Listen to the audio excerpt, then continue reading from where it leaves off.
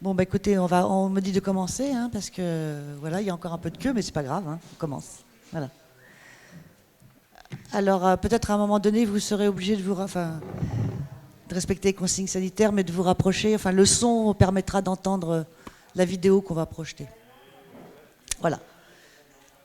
Alors déjà, pour commencer, d'abord, je vous remercie d'être présent à cette conférence atelier. Hein.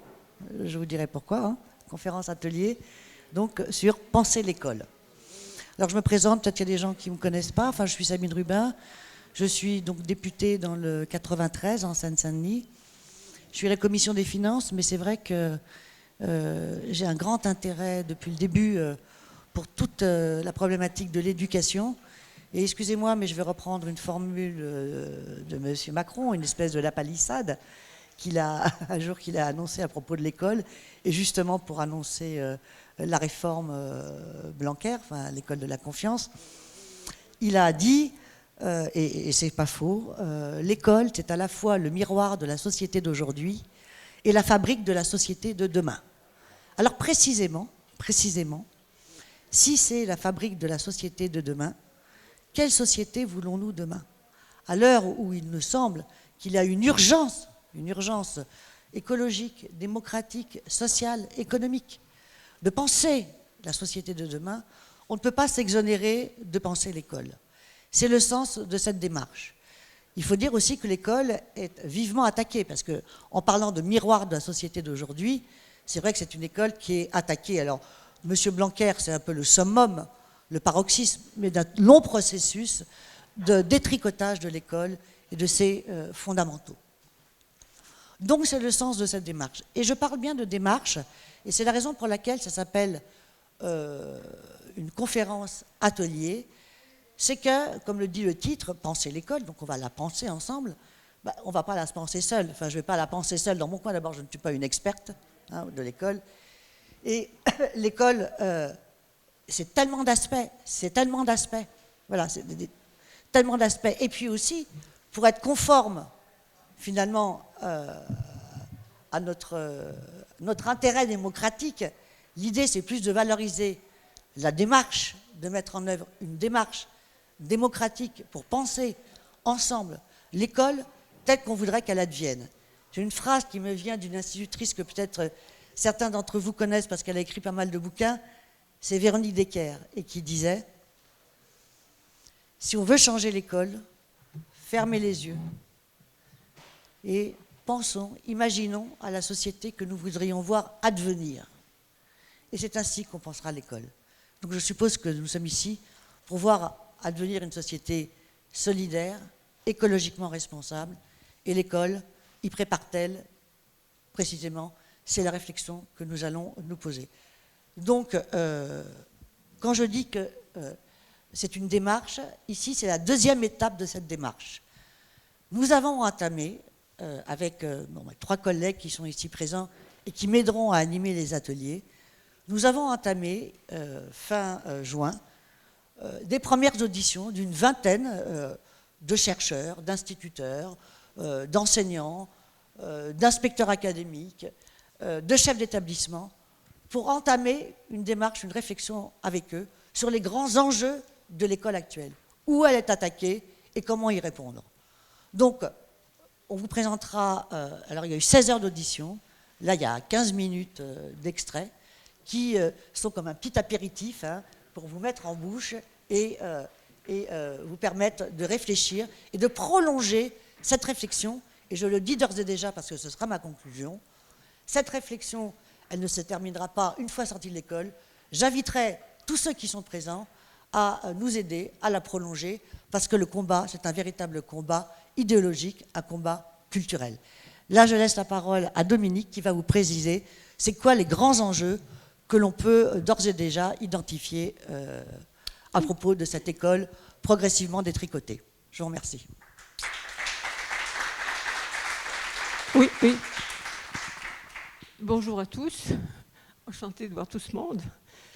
Voilà, moi je suis Dominique Buchetan, une carrière d'enseignante, prof de collège, formatrice, chercheur.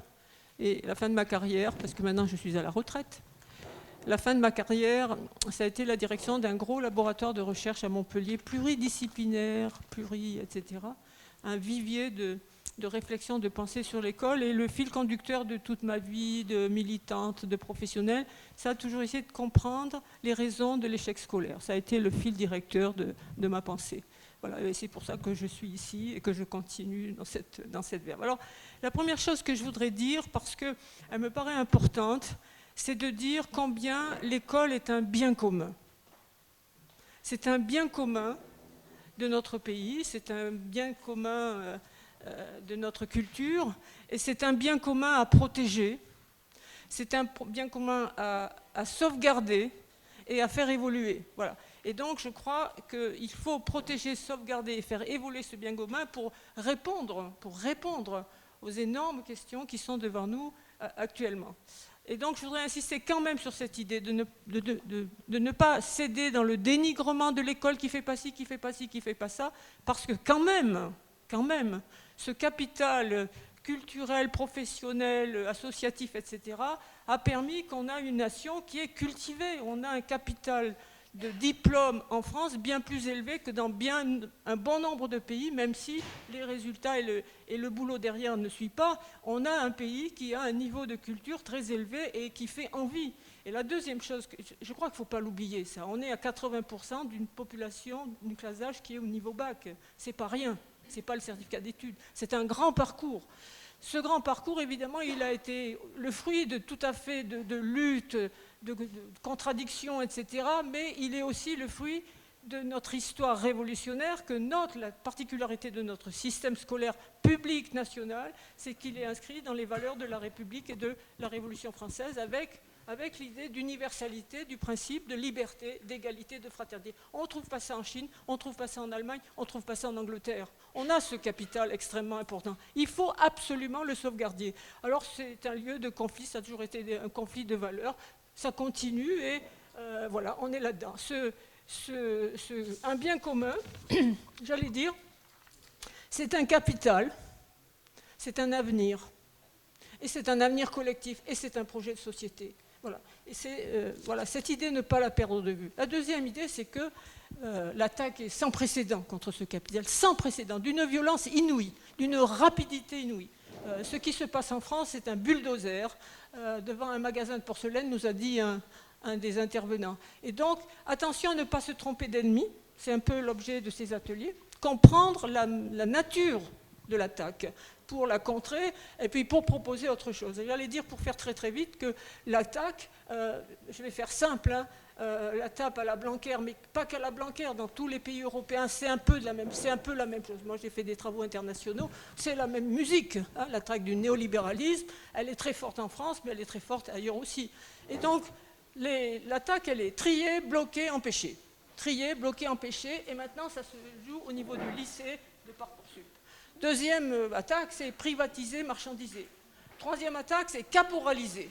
Caporaliser. Tout mettre sous la tutelle, gouvernance verticale, etc.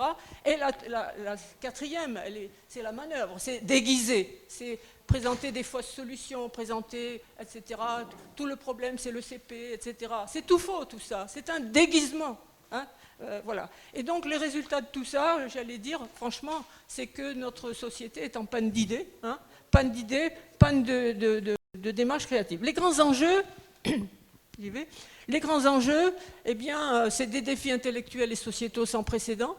Le premier, et on aura un atelier là-dessus, hein, poursuivre, accroître la démocratisation du système scolaire, comprendre où est-ce que ça coince, où est-ce que ça se joue, comment on peut en sortir, etc.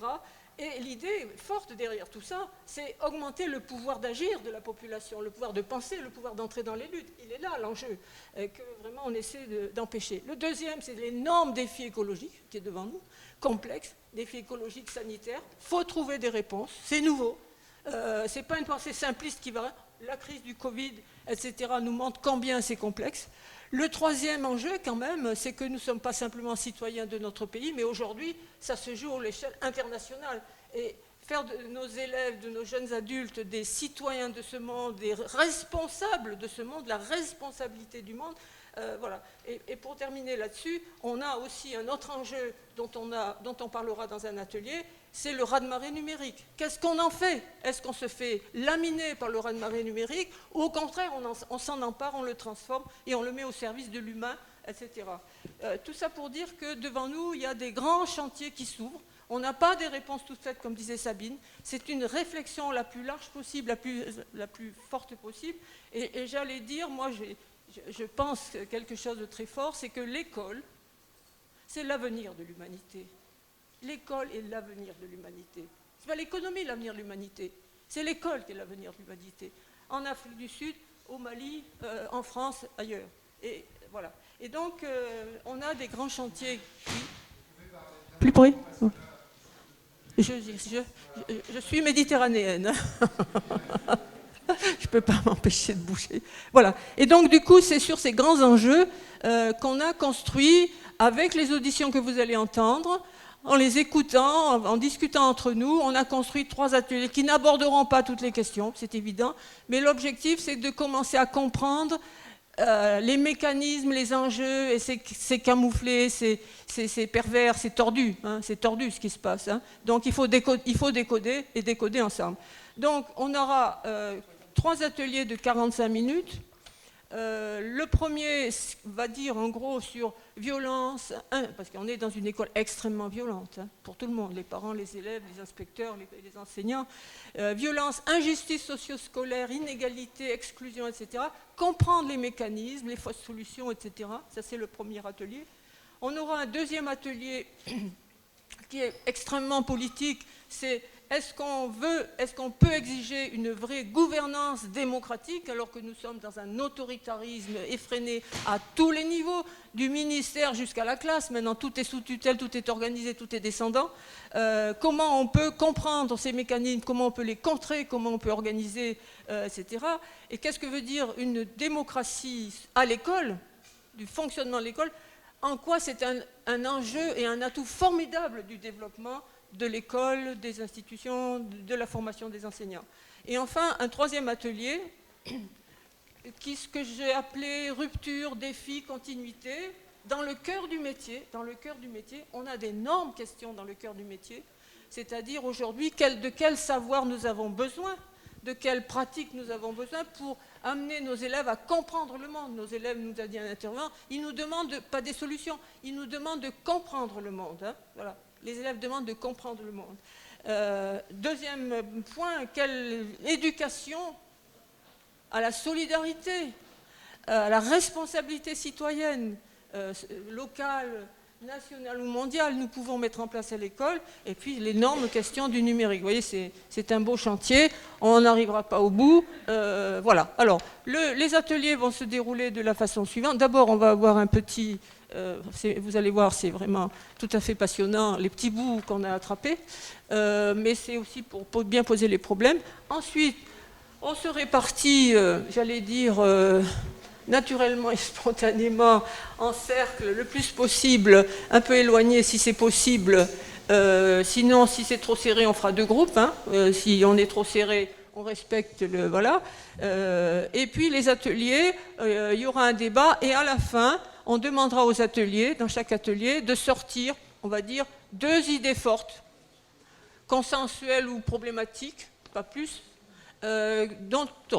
qu'on exposera sur paperboard pour essayer de faire un peu une synthèse et le point sur l'état de la discussion.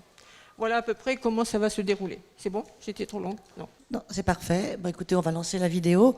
Et comme je le répète, hein, c'est le deuxième pas d'une démarche et d'un processus qu'on va conduire pendant 2 ans, afin d'affiner, on va dire, une réflexion, et probablement ensuite une programmatique qui pourra en découler le moment venu, mais en tout cas qui aura permis d'impliquer un maximum de gens, et peut-être même à travers vous, et on compte bien à travers vous. Ouais.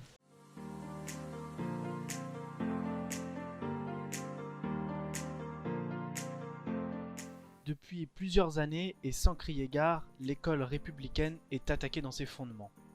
L'actuel gouvernement n'est pas en reste. Dans le même temps, les enjeux tels l'écologie, la démocratie, les solidarités s'affirment avec urgence dans le débat public. Ils appellent donc à repenser l'école. La France Insoumise, avec un collectif de chercheurs et de professionnels de l'éducation, souhaite apporter sa contribution aux nombreux débats sur ce sujet. Parfois anciens, ces débats retrouvent toute leur nécessité et leur urgence à l'aune de la bifurcation de nos sociétés.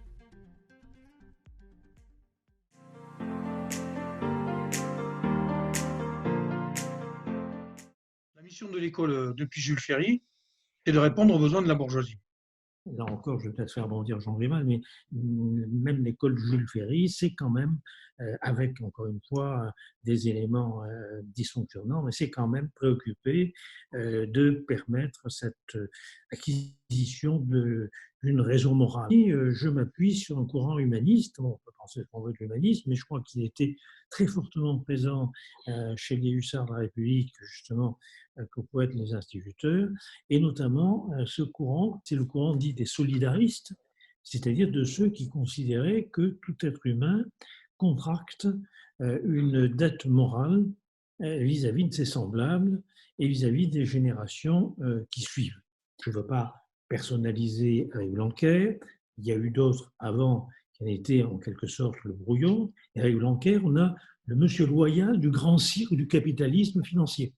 Et manifestement, ce que met en place Blanquer, qui est un produit de l'Institut Montaigne, ce sont des dispositifs qui visent à trahir et même à éradiquer, en quelque sorte, cette formation citoyenne, cette formation responsable de ce que, justement, quelqu'un comme Léon Bourgeois appelait le quasi-contrat avec le semblable.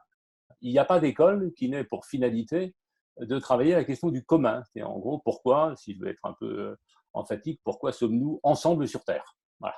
Et qu'allons-nous faire de notre vie sur Terre et comment s'outiller pour que cette vie, on puisse la conduire du mieux qu'on peut, à la fois à titre individuel, mais aussi à titre collectif. Pour moi, la mission de l'école, ça devrait être d'assurer la promotion collective et d'assurer la possibilité pour l'ensemble des enfants, des adultes, etc., parce qu'on continue à construire ensemble des savoirs. Moi, je reste très chaudement partisan des écoles comme l'école Freinet, Suméry et compagnie, c'est-à-dire où il ne s'agit pas de transvaser des savoirs dans la tête ou le logiciel d'apprentissage, comme dirait Dehaene, de l'élève. Il s'agit de l'accompagner dans sa curiosité et de lui donner les moyens d'acquérir les connaissances dont il a besoin. Il y a besoin de transmettre un bagage culturel d'une génération à une autre, et ça, c'est une des fonctions de l'école. Mais ce n'est pas suffisant, hein, selon moi. Il faut aussi donner les clés du monde d'aujourd'hui, du monde présent. Me semble important, c'est de pouvoir construire avec les apprenants, les élèves, d'abord une posture critique, qui soit capable de prendre part au débat. Pour cela aussi, il faut que ce débat soit explicité, qu'il soit présent et qu'il soit donc médiatisé par les outils que l'école seule est capable d'apporter à tous les élèves. L'école, ça doit être aussi un lieu où on apprend la prise de décision.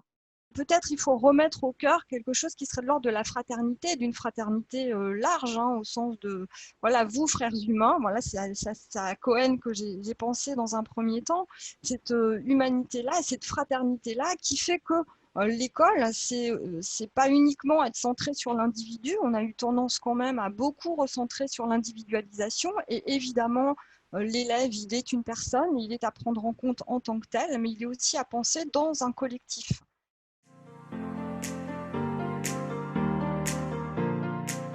Nous avons une institution qui est d'une part traversée par l'autoritarisme. Nous sommes passés d'une conception de l'autorité hiérarchique qui reposait sur l'application réglementaire et qui sont devenus aujourd'hui quelque chose où la part du management, du leadership est devenue extrêmement importante. À partir des années 90-2000, il y a ce renversement qui s'opère au sein de l'école et il y a l'accroissement du pouvoir de décision, effectivement, ça a été dit, du pouvoir de décision d'un seul Vous vous rappelez de la vieille formule au temps de Sarkozy qui était de dire l'école a besoin de chefs. Ce n'est pas l'autonomie du chef d'établissement, parce qu'en effet, ça pourrait être une dérive et quelque chose qui pourrait être, en tout cas, qui ne serait pas positif, d'avoir un chef faillon ou un chef, peu importe, mais qui décide tout seul. Non. Et une deuxième conséquence, c'est que les risques psychosociaux sont devenus une des problématiques majeures. À l'heure actuelle, parmi les personnes épuisées dans l'éducation nationale, les chefs d'établissement sont en situation de stress, d'épuisement professionnel. Les enseignants sont épuisés et les corps d'inspection sont épuisés. Hein. Les corps d'inspection sont totalement épuisés. Les enseignants, les chefs d'établissement, etc., ce ne sont pas simplement des exécutants. C'est un équilibre assez subtil entre directive nationale, gouvernance académique, autonomie des EPLE et champ de compétences. Il appartient à l'État de définir ce que sont les contenus de programme. Dire que ça appartient à l'État, ça ne veut pas dire que ça doit être défini par le ministère de l'Éducation nationale. Hein. Moi, quand je dis il appartient à l'État, c'est qu'il appartient à l'État à un moment donné d'en faire un programme validé politiquement. Par contre, il y a un domaine dans lequel l'injonction politique ne doit pas rentrer, c'est le domaine des méthodes, c'est l'injonction méthodologique. Sous réserve d'un contrôle par les corps d'inspection d'un côté et par les autorités académiques de l'autre, les établissements doivent pouvoir se développer des projets. Comment permettre à tout un chacun, donc les enseignants, les élèves, les parents d'élèves, d'agir au sein de l'école, quid de la notion de coopération ou de collaboration, parce que c'est ces deux notions différentes. Comment est-ce qu'on intègre ça à tous les étages? Mais en tout cas, c'est fondamental et je pense que c'est la bonne échelle, l'établissement est la bonne échelle au niveau du secondaire. À l'échelle institutionnelle, y compris au ministère, on devrait passer d'une logique de cabinet à une logique d'assemblée. Moi, je suis assez favorable à quelque chose qui soit une organisation, en quelque sorte, presque parlementaire du ministère, avec, disons, un conseil plus pédagogique, où des organisations considérées comme valides, légitimes, nomment des gens, envoient des représentants, un conseil peut-être plus administratif, et puis un cabinet de ministres, ou plus généralement une administration, qui joue exclusivement son rôle d'exécutif, de pouvoir exécutif, avec une vraie séparation de ces deux pouvoirs. Je rêve de ça, et je rêve que ça se reproduise à toutes les échelles, y compris...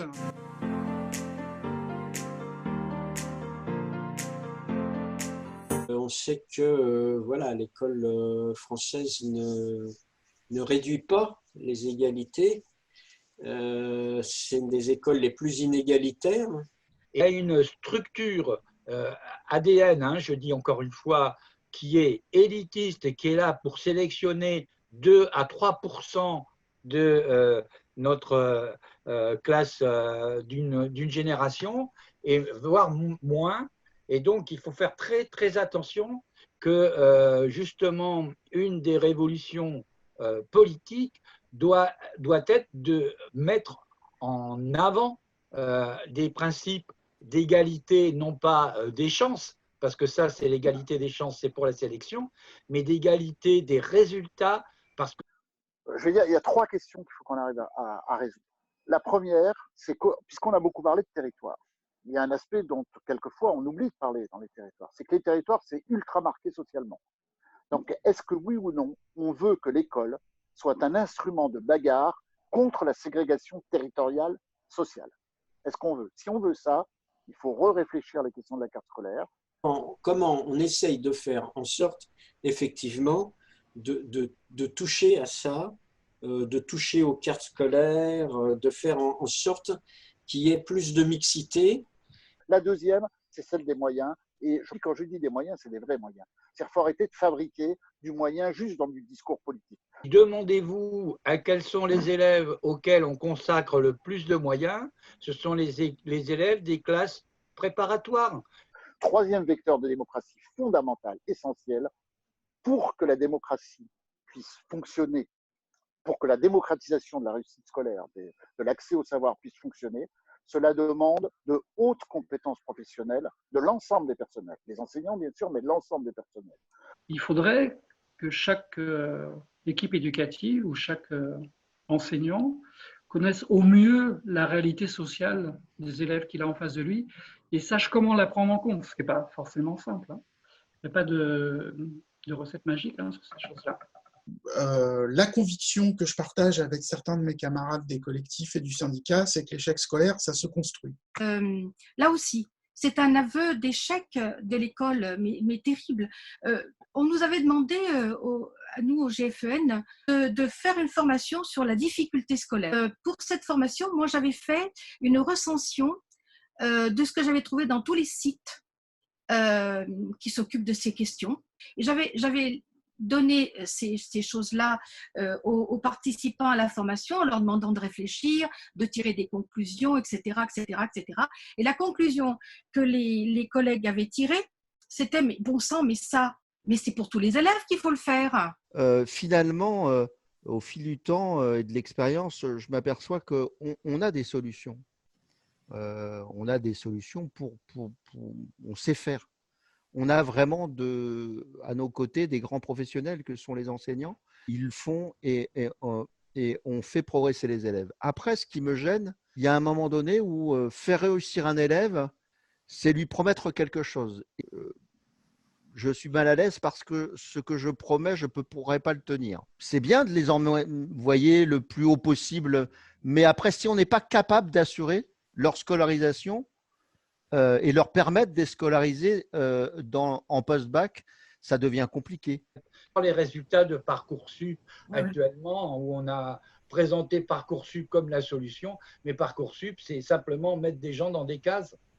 Et s'il n'y a pas assez de cases pour le nombre de gens, eh ben, il y en a qui restent sur le tapis. Et ça, ce n'est pas de l'orientation, ça, c'est aussi la sélection.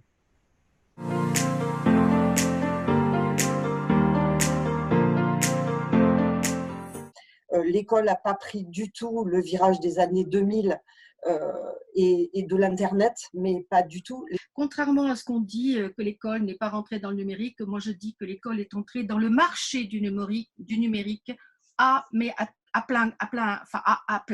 Et dans ces aspects de privatisation et de contrôle, de mise au pas des élèves et des enseignants. Il faudrait se renseigner un peu sur ce que c'est que Pronote. C'est une boîte privée qui a une rente de situation avec l'éducation nationale. C'est-à-dire qu'on donne des rentes de situation à des tas de gens, alors qu'on dispose d'informaticiens compétents, qui n'ont pas le moyen de travailler, mais qui sont compétents. Effectivement, ça fait quand même des dizaines d'années, et je pense à l'enseignement technologique et professionnel, que les technologies de l'information et de la communication sont rentrées dans les classes, sont des outils absolument essentiels. C'est vraiment un outil, ce n'est qu'un outil. Donc, ce n'est pas une fin en soi, c'est un outil, et c'est un outil qui est désormais indispensable. Donc, il y a un problème de moyens, il y a un problème d'équipement technique, il y a un problème de formation d'une manière générale, et puis il y a aussi, je dirais, une réflexion pédagogique à avoir. L'enseignant ne se voit plus comme le seul détenteur du savoir, mais peut-être comme un accompagnateur vers quelque chose. On ne peut pas passer de l'enseignant qui est le détenteur légitime du savoir et qui est l'expert à celui qui serait qu'accompagnateur, voire animateur. Et l'enseignant, il doit savoir changer comme ça de casquette et de fonction. Il est quand même celui qui garantit un certain nombre de choses. Il est celui qui fixe les orientations générales. Il doit savoir quelles sont ses finalités, où il veut aller. Et après, à d'autres moments, il peut être complètement en retrait ou s'occuper partiellement d'un petit groupe, etc. Pour savoir que l'école a toujours cherché, quand on dit l'école, ce sont les enseignants, ont toujours cherché des appuis pour leur mission, toujours, parce que sinon, elle était rapidement impossible ou elle s'avérait très difficile. C'est que dans beaucoup de collèges, de lycées, dans beaucoup d'écoles, il y a des coopérations, par exemple, sur des actions culturelles qui existent entre les conseils généraux, les conseils régionaux ou les municipalités et qui montrent bien qu'on peut parfaitement penser des actions communes, les réfléchir ensemble, dans le respect de la compétence spécifique des enseignants et que tout ça, c'est possible, que ça peut marcher à condition qu'on fasse les choses tranquillement, posément et dans le respect, encore une fois, des compétences de chacun et que ça aboutisse à des coopérations. qu'à tout niveau, l'école soit ouverte sur les territoires, mais fondamentalement. Et alors en particulier avec des acteurs qui sont quand même privilégiés historiquement. Alors, notre dénomination, c'est association complémentaire de l'école. Ça veut bien dire ce que ça veut dire. Alors, les deux S2C, c'est exactement l'inverse de ça. Hein, c'est-à-dire c'est à la place d'eux. Par contre, dans ce qui est proposé dans les deux S2C, nous sommes extrêmement méfiants à l'égard de cela. On voit bien que derrière cela, il y a deux choses. D'une part, comme par hasard, les deux S2C ne portaient pas sur les mathématiques, ni sur la lecture, soi-disant fondamentaux de l'école. Portaient sur quoi? Le sport, c'est-à-dire la maîtrise de son corps, l'éducation artistique, les arts, c'est-à-dire l'entrée dans le monde de la sensibilité et de l'imaginaire, l'environnement, énorme sujet, le monde commun, et la citoyenneté, c'est-à-dire la capacité à être un être politique. Et on voit que la tentation qu'il pourrait y avoir de déléguer à l'extérieur des missions scolaires sur 4 sujets qui sont des sujets centraux aujourd'hui, des fondamentaux de l'école, est terrible pour l'école. On voit bien qu'il y a un risque dans une ouverture sans ridelle de détricotage de l'école publique et qui pourrait aller vers de l'inégalité de l'offre d'éducation, et sur le terme des contenus, des risques de dépossession progressive des prérogatives de l'école, qui pourraient du coup être réduites aux fondamentaux. Autrement dit, c'est la promesse d'une pauvre école pour les pauvres. Sur maintenant la question des disciplines, l'évolution des disciplines. Là encore, ça mérite qu'on s'y arrête.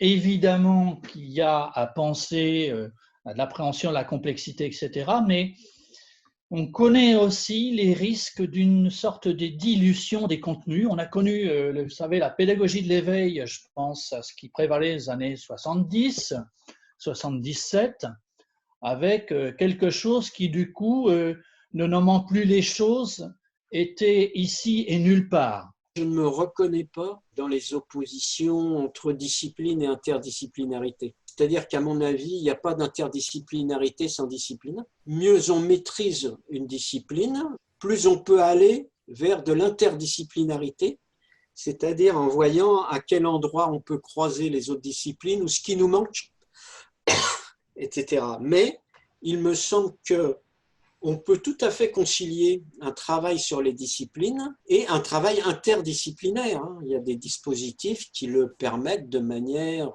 tout à fait intéressante. Dans les dispositifs qu'on a pu mettre en place, il m'a semblé que chacun restait quand même sur sa discipline et que le croisement, il ne se faisait pas vraiment. C'est-à-dire qu'on ne prend pas forcément le temps d'aller regarder comment l'autre travaille, comment l'autre pense sur le sujet qui est commun.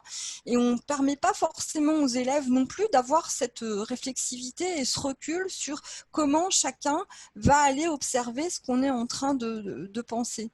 Et moi, je rêverais d'avoir comme ça dans les programmes des thèmes un petit peu, vous parliez, Dominique parlait de l'écologie tout à l'heure, par exemple, d'avoir des thèmes un petit peu comme ça, transversaux, transdisciplinaires, qui seraient observés dans différentes disciplines avec la spécificité disciplinaire de chacun. Ce serait vraiment intéressant d'intégrer ça justement dans la formation des élèves, mais aussi dans la formation des enseignants, parce qu'en fait, on nous a beaucoup demandé de faire de l'interdisciplinarité sans vraiment qu'on en saisisse tous les enjeux et qu'on comprenne comment on peut travailler avec l'autre qui n'est pas dans ma discipline. Moi, je l'ai déjà dit, donc, et c'est même écrit et rapporté. La meilleure chose qu'un ministre a à faire la première année où il arrive, c'est de ne rien faire. Rien faire. Pour redonner justement de la dignité, de la reconnaissance aux enseignants et aux autres acteurs aussi, c'est de dire je prends le temps pendant 1 an, j'observe, je fais parler les gens, les enseignants, les parents, les personnels, les collectivités aujourd'hui, peut-être les élèves. Alors ça a déjà eu lieu, il y a eu d'énormes consultations, on organise ça, on en tire les enseignements et après je propose un certain nombre de pistes pour faire progresser la situation. C'est précisément ce qu'on va proposer de faire maintenant. Voilà, de prolonger ces échanges autour des fameux 3 ateliers qu'a évoqué Dominique. Peut-être qu'il y a peut-être des premières réactions peut-être à avoir que vous inspire. Moi, il y en a une. Essayer d'être il faut que tu nettoies les... Voilà, en fait, moi... Parlez fort, parce que ça non, pas de micro. Ok. Bon, moi, je parle d'un point de vue de remplaçant. Je suis remplaçant à l'école, à l'éducation nationale. Je vois d'un côté, on nous a eu dit à des moments de faire travailler les pères ensemble. Par contre, nous, quand nous, on doit travailler entre pères, ben, c'est très pauvre. Par exemple, une façon d'utiliser peut-être les remplaçants serait, bon, bien entendu, toujours un remplaçant qui remplace, ok, mais il ne remplace pas toujours quelqu'un qui est absent. Par contre, il peut aller remplacer un collègue qui va aller travailler avec un autre collègue. Et là, on arrive au travail de pair et on peut s'enrichir. Ça, je ne l'ai pas trouvé tout seul, mais je ne voulais pas le dire. Je ne voulais pas le dire dès le début. C'est des pratiques qui ont lieu en Allemagne et en Finlande. Voilà. Alors je vois qu'effectivement chacun va pouvoir venir avec son expérience. L'école est tellement détricotée entre les contractuels, etc., etc. Vous voyez qu'on peut aborder le sujet de plein de manières et de plein de points de vue. La formation des professeurs, le numérique, les contractuels, la valorisation, bon, bref, etc. C'est un champ très complexe si on veut vraiment avoir l'ambition de cette utopie. Enfin, c'est pas une utopie d'ailleurs, enfin, de ce changement, de ce chantier, hein, un chantier profond de rénovation, de réhabilitation, etc. Plutôt que de se passer la parole individuellement, mieux vaut peut-être quand même travailler, s'organiser en atelier, d'en extraire, comme le proposait Dominique, 2-3 pistes essentielles. Il faut faire un tri. Moi, vous savez, c'est 16 heures, j'ai pris 15 minutes, 1% de 16 heures d'audition. Donc, voilà. Voilà. Une dernière remarque. Une dernière remarque, peut-être.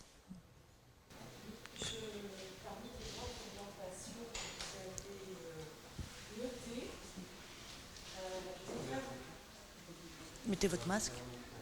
Je vous le tiens. Je vous le tiens. Bon, alors, parmi les grands... Je vais faire d'abord une remarque, vous allez comprendre tout de suite ce que je veux dire. Parmi les personnes que vous avez interviewées, il y avait 1, 2, 3, 4, 5 hommes et 2 femmes. Si je ne me suis pas trompée, hein, parce que j'ai pris les choses en route. Bon, donc déjà, ça donne le ton. C'est-à-dire qu'il y a un angle mort dans les orientations que vous avez présentées, c'est-à-dire toute la question qui a agité l'école, c'est l'éducation à ce qu'on a appelé improprement la théorie du genre, c'est-à-dire l'apprentissage des petits garçons et des petites filles à vivre, apprendre à vivre dans une idéologie qui ne soit pas l'idéologie patriarcale. Et ça, c'est la base, c'est une des orientations essentielles de cette éducation qui ne peut se faire que par l'école. Ok, ben merci beaucoup. Hein. C'est un apport d'un atelier, par exemple. Voilà.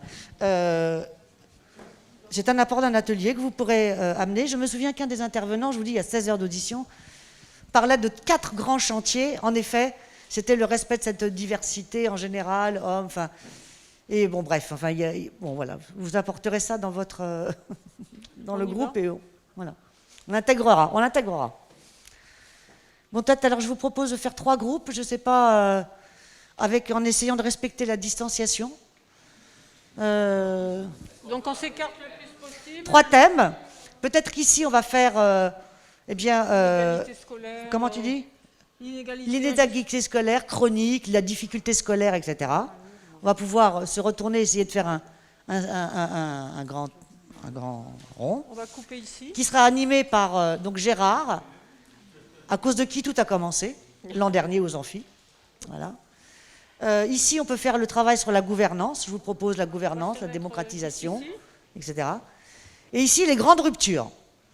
Alors, j'en profite pour vous dire que demain, il y aura vraiment un atelier spécifique sur le numérique. D'accord ? Voilà. Donc, vous pouvez aussi... Le numérique et l'école. Hein, voilà. Donc là, c'est les grands enjeux, les ruptures, les disciplines, etc. Vous voyez qu'on ne peut pas changer l'école sans aller dans le fond des sujets. Voilà. Oui, je verrai. Bien. Alors, oui, bien sûr, je peux. Alors, je vous remercie d'être là. Je vais donner la parole à... Quel est le premier intervenant ? Quel est le premier intervenant? Alors, on va commencer par le groupe égalité. Il y avait 3 groupes. Donc, le premier groupe, qui est l'intervenant pour une restitution en 2-3 mots des grands enjeux ou des grandes solutions par rapport à l'inégalité. Oui, il y a 3 intervenants. Le premier intervenant du premier groupe. Oui, enfin, bon, bah, vous me direz quoi. Il y a des sous-groupes. Oui, bah, vous ferez les sous-groupes. On s'est séparés en sous-sous-groupes, effectivement, donc je suis représentant d'un seul des sous-sous-groupes. Donc je vais être rapide et je ne vais pas retracer l'ensemble des débats qui ont porté sur plein de choses. On a essayé de retenir 2 choses qui nous paraissent essentielles. On n'a pas réinventé l'eau chaude, hein, mais voilà. Une des problématiques essentielles, c'est le manque de moyens et d'effectifs pour un suivi personnalisé des élèves. Et donc on se retrouve, et donc il y aurait une nécessité d'avoir des effectifs qui permettent de suivre les différents élèves et les différentes situations, y compris les situations de handicap ou de difficultés spécifiques, et pour aussi permettre de pallier à certains déterminismes sociaux. Et deuxième chose qu'on a pointée qui nous paraît importante parmi d'autres, c'est la différenciation des filières, et avec la nécessité de différencier peut-être plutôt les filières et notamment porter un intérêt accru et valoriser l'enseignement professionnel et la professionnalisation de certaines filières. Voilà.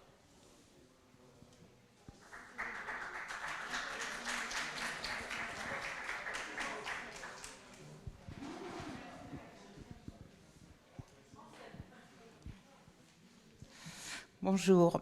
Donc dans notre groupe, on a lié effectivement les inégalités dans l'école et les inégalités sociales à l'extérieur. Enfin bon, c'est toute la société inégalitaire qui se cristallise dans l'école.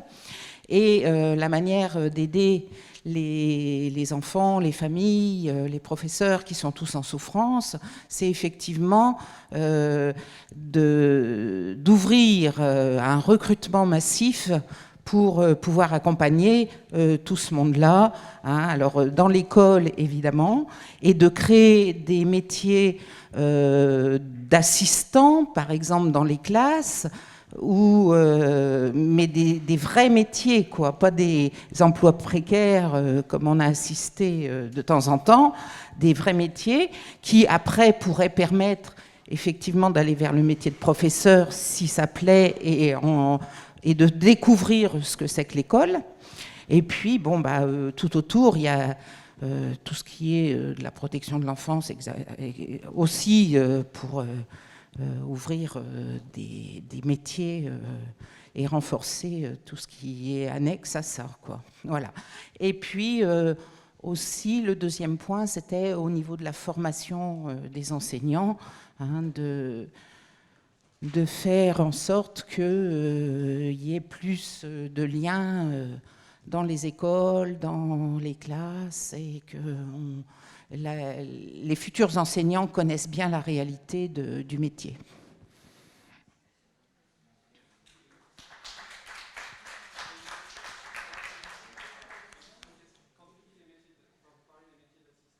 Oui.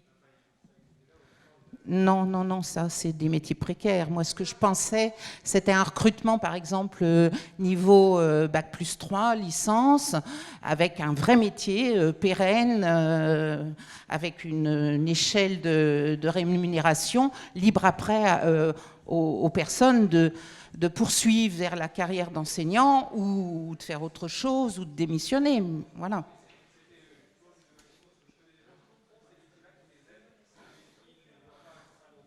Et moi, ce que j'envisage, même, c'est un assistant dans toutes les classes.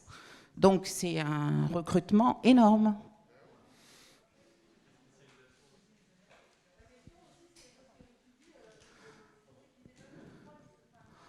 Oui.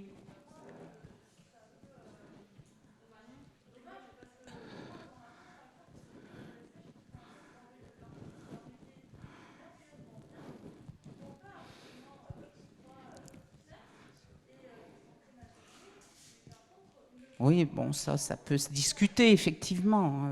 Voilà.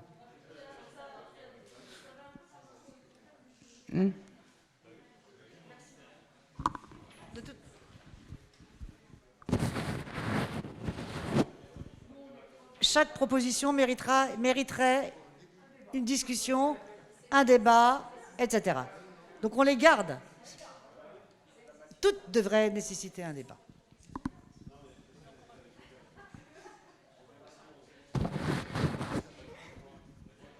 Merci beaucoup.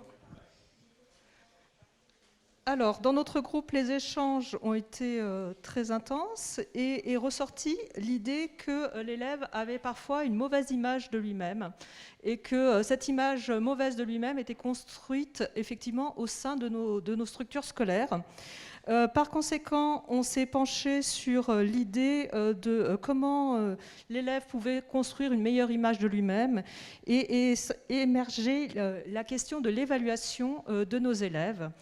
Et finalement, on était en train de se dire que l'évaluation individuelle était probablement, comment pourrais-je dire, était responsable en partie de cette construction négative de l'image de lui-même que peut avoir l'élève. Donc on proposait de faire des évaluations plus collectives, par groupe d'élèves, et aussi par rapport à cette image de l'élève, on a évoqué certaines expériences qui ont été faites de mixité scolaire, mixité sociale, par exemple en prenant appui sur des choses qui se sont faites aux États-Unis.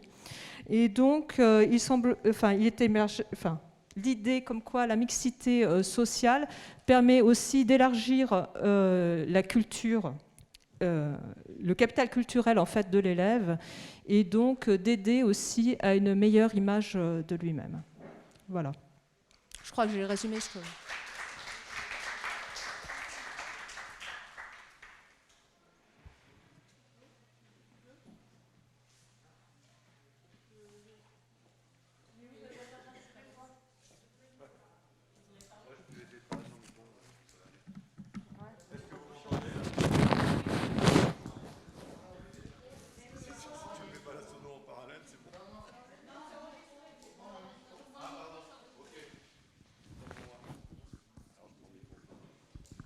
Très bien.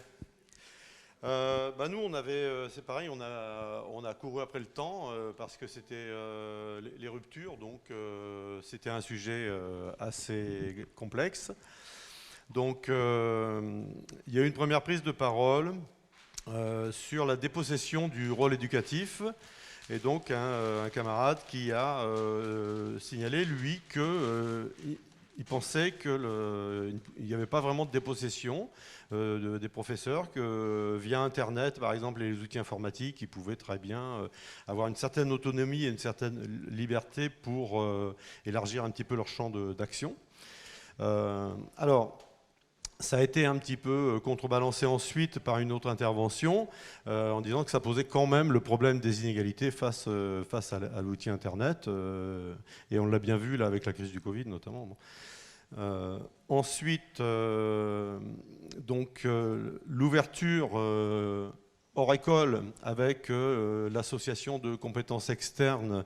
On a une camarade aussi qui a dit qu'elle faisait des interventions sur le langage et que parfois ça pouvait éventuellement effectivement susciter des craintes de la part des enseignants qui pouvaient la voir comme une concurrente, alors qu'il n'en est rien. Donc ça soulève la question de développer des collaborations. C'est Dominique, je crois, qui a soulevé du coup cette question. Développer des collaborations, mais est-ce que ça suffit et quel type de collaboration, avec qui, pourquoi, etc. Dominique a ensuite rappelé que l'école, c'était aussi l'humain d'abord, qu'il fallait peut-être qu'on garde ça aussi comme objectif, qu'on ait ça en tête. Et donc, il y a Brigitte qui est là-bas, qui est intervenue pour dire « Ok, l'humain, d'accord, certes, mais l'humain, on peut le décliner selon différentes catégories ou modalités, selon que c'est un petit enfant et ensuite un préado, etc. » Et donc, il faut qu'on prenne aussi cette dimension-là en compte, cet aspect-là en compte, pour repenser éventuellement l'école. Et puis, enfin, donc, on a eu une intervention à plusieurs reprises, donc, avec insistance, pour effectivement ajouter un pilier dans les ruptures qui porte sur la déconstruction à l'école, entre autres, mais des représentations, des constructions, donc des représentations de genre. Voilà. Oui, les stéréotypes de genre, pardon. Voilà. Et je crois que on en a terminé là-dessus. On a évoqué comment éduquer à l'écologie, voilà, comment l'école peut-elle éduquer à l'écologie, par exemple. Bon, qui est une vaste question. On a un peu patiné, puis on a été pris par le temps aussi. Ouais, je pense que, voilà, à peu près tout ce qu'on a réussi à se dire. Hein.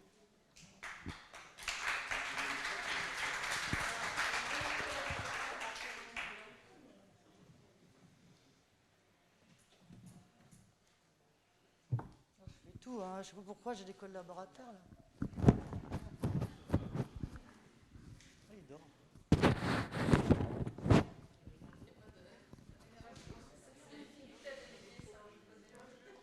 Mais non, mais regarde, on pourrait prendre des initiatives, je sais pas. Bon, ouais. Bon bref, allez, voilà. C'est sur quel sujet?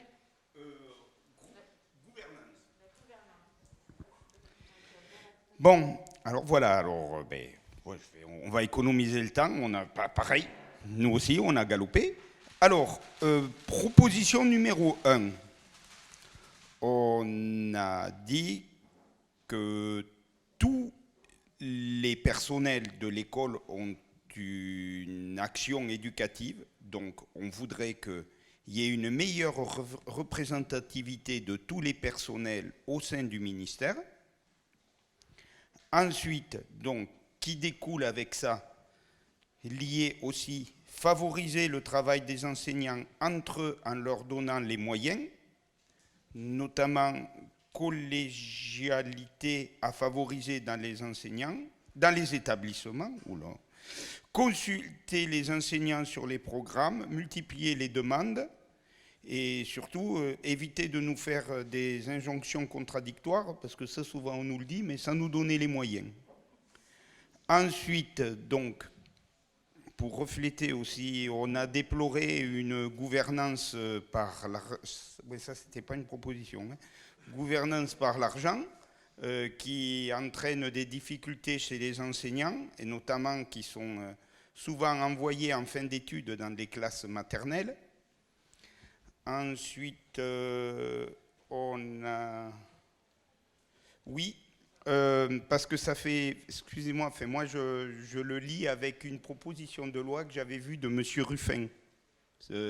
C'était Vie ma vie. Et en fait, c'est dit comme ça.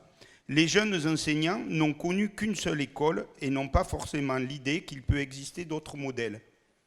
C'était Ruffin qui avait proposé ça, d'aller vivre d'autres vies. Voilà, et enfin, après, on voulait terminer par un petit coup de cœur, par un décret qui a été signé le 31 juillet de cette année, qui, par décret, alors que le point d'indice est gelé depuis, voilà, j'ose pas dire de bêtises, il y a, oui, voilà. Il y a une très forte augmentation du salaire des personnels dirigeants de l'éducation nationale, entre 8 000 € et 51 000 € annuels. Et on est en train de se demander si ça, en fait... Enfin, non, on n'est pas en train de se demander, non. Ça, c'est le recrutement de coupeurs de tête. Voilà.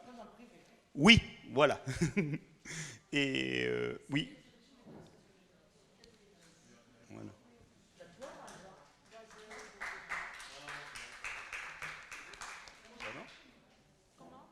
Je demande quel dirigeant? Quel dirigeant? Mais comment ça s'appelle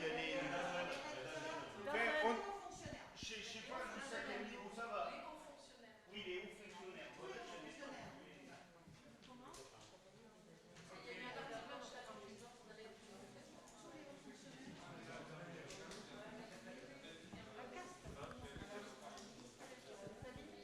Sabine? Oui, je nettoie.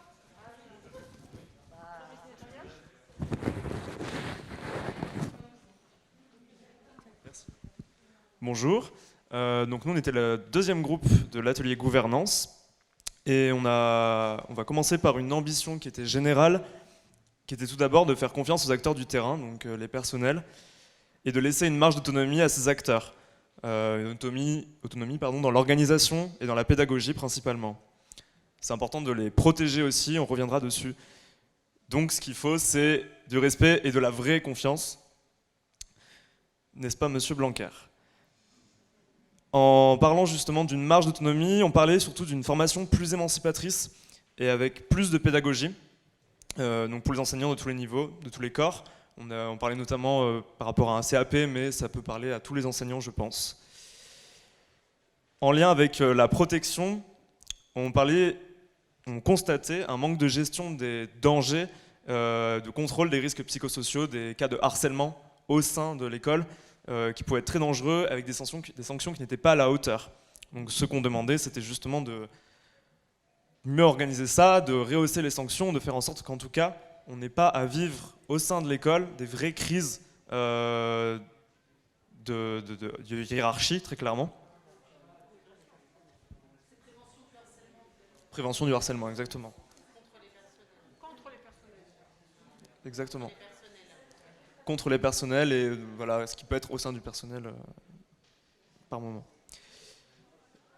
Ensuite, en lien avec justement l'importance de l'autonomie et de la confiance, et ça revient justement à ce qui était proposé par le camarade juste avant, c'était un refus total du statut particulier pour les directions, les directeurs et les directrices. Donc ne pas créer de petits chefs, ne pas créer de relations hiérarchiques au sein d'une équipe qui doit être soudée et qui doit s'entendre.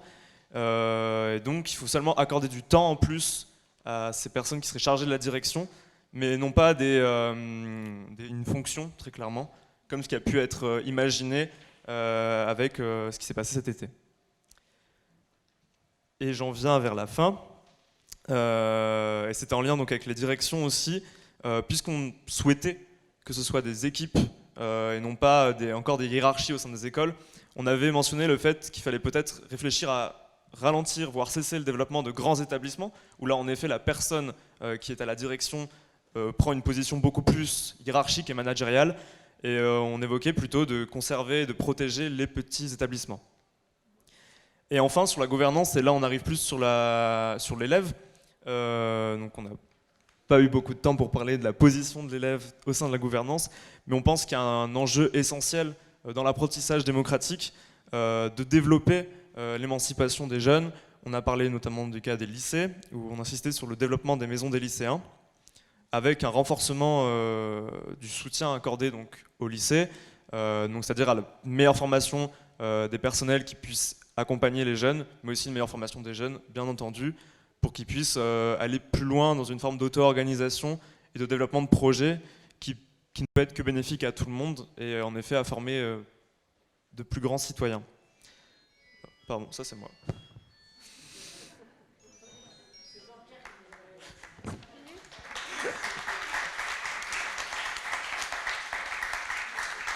Il restait un tout dernier truc qui était en lien et c'était du coup travailler, donc là c'est quelque chose qui a été évoqué, il faudrait qu'on l'affine un peu plus, mais c'était travailler les transitions pour les jeunes dans l'état d'esprit dans lequel ils sont conditionnés au sein des différentes classes, entre la primaire, le collège et le lycée. Comment faire pour qu'on arrive à créer des jeunes, non pas qui soient formatés dans une idée petit, grand, moyen, et d'avoir donc une posture qui soit liée à ça, qui ne soit pas forcément dans l'infantilisation ou dans le complet relâchement, on va dire. Et c'était donc de réfléchir à comment émanciper les élèves, et c'était donc probablement, en tout cas la piste la plus intéressante, c'était donc penser l'investissement dans les instances décisionnelles. Donc là pareil on revient au lycée, mais c'était aussi donner plus de liberté et plus de poids dans la décision, dans les CA par exemple, pour les lycéens qui seraient investis, comment donner plus de place aussi aux jeunes, et ça dans les différentes classes. C'est ça. Voilà, merci beaucoup.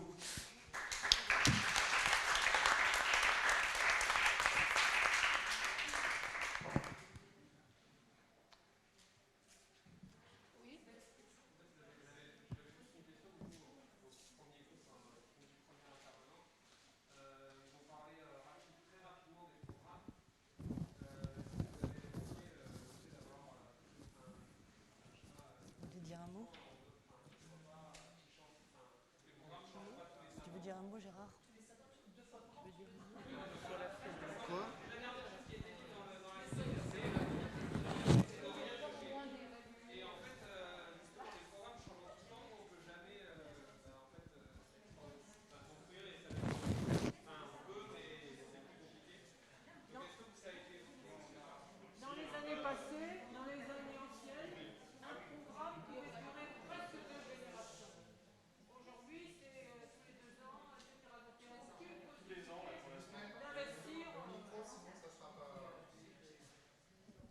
Je disais que dans les anciennes générations, il y a une étude qui est sortie là-dessus, un programme durait 40 ans, 35, etc. Hein, j'ai oublié les chiffres.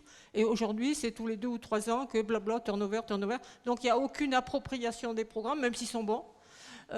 S'ils sont mauvais, c'est pareil. Hein, donc on est dans le n'importe quoi. Hein, Par contre, pour répondre à la question de ne rien faire, dans les pays, un pays que j'ai suivi dans une étude, là, l'Irlande, qui était dans une situation absolument catastrophique sur la question de l'école, catastrophique, ils ont mis 5 ans pour repenser le système. Ils ont consulté, ils ont regardé les pratiques, essayé des trucs, etc. Et ils ont sorti ça du gouvernement. Il faut sortir du politique et prendre le temps de consulter. Et ça a marché.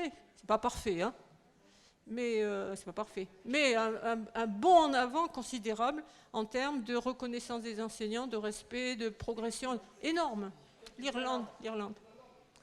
5 ans pour mettre le truc en place. Hein? Il y a aussi la Finlande qui a mis au point un système.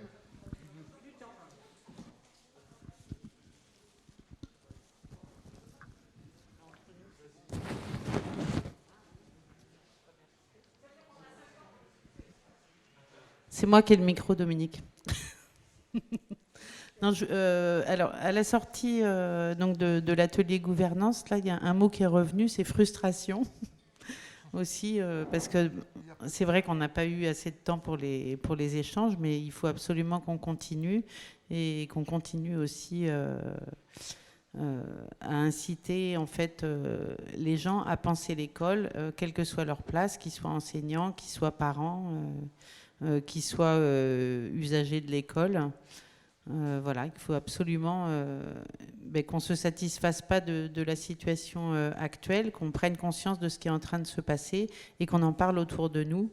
Voilà, pour qu'on pense l'école ensemble et qu'on se souvienne que, comme le disait Dominique en introduction, c'est notre bien commun.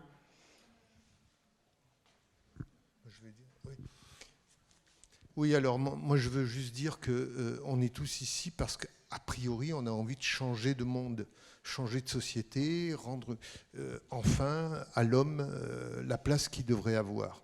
Et donc pour ça, il va falloir trouver un moyen de créer une dynamique pour accomplir ce chantier de transformation du monde.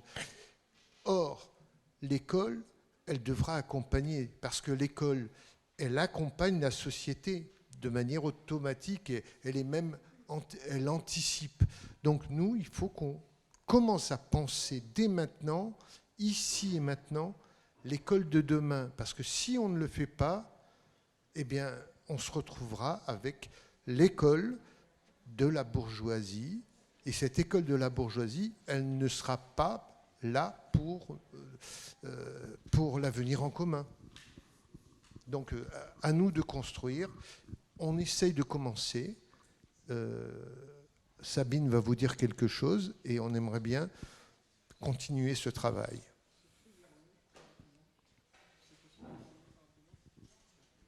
Merci. Tout ce qui a été vu par tout le monde là, c'est fondamental. Tout ça, il faut le faire. C'est fondamental.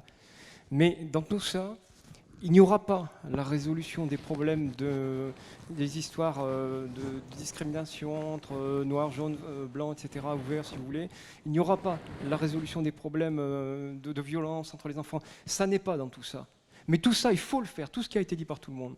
Par contre, il y a une pratique formidable qui s'appelle les ateliers philo, où il y a 2 minutes de méditation avant l'atelier philo. Et dans l'atelier philo, on pose aux enfants les questions qu'ils se posent depuis toujours, tout petit, et auxquelles jamais l'école et les adultes ne répondent. Dans les ateliers philo, on ne parle pas de Kant ou de Guelph, peu importe. Les ateliers philo, c'est demander aux enfants, qu'est-ce que l'amour pour vous?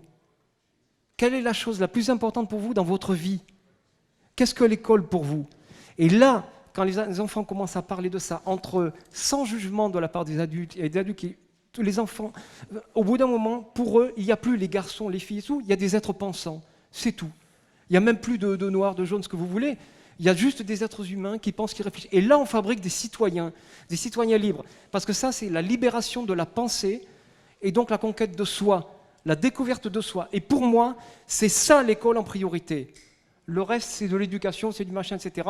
Mais c'est ça la priorité, faire des êtres pensants, des êtres libres. Voilà.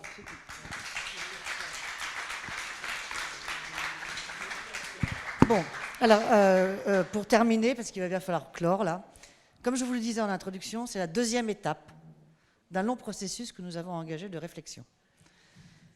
Pas parce qu'il s'agira que de réfléchir, à un moment donné, ça devra se traduire dans une programmatique, etc., évidemment. Et dans l'action. Non, enfin, dans une programmatique, oui, et dans l'action aussi. Enfin, mais voilà.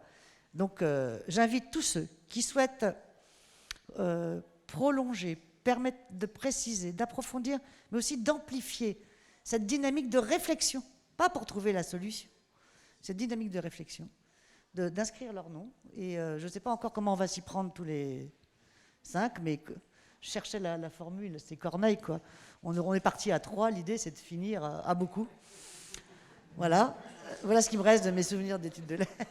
Voilà. Et donc voilà. Je ne sais pas comment, mais vous recevrez des mails où on vous invitera à dire comment vous pouvez prolonger, comment vous pouvez aider, comment vous pouvez approfondir, comment vous pouvez diffuser, comment vous pouvez finalement créer un autre mouvement de pensée, voilà, en parallèle des niaiseries que raconte Blanquer sur les plateaux télé. Voilà, je vous remercie. Avec le livret, alors effectivement, avec le livret, bah, du coup, moi j'aide et j'appuie et j'accompagne le livret dans la démarche qu'il met en œuvre. C'est très compliqué d'animer tout un mouvement et voilà. Et bon, moi j'aspire tout simplement de le faire et d'accompagner le livret dans ce qu'il fait. Hein, voilà. Voilà. Dans ce qu'il y a, c'est que celui qui est le responsable du livret, il n'a pas le temps de tout faire.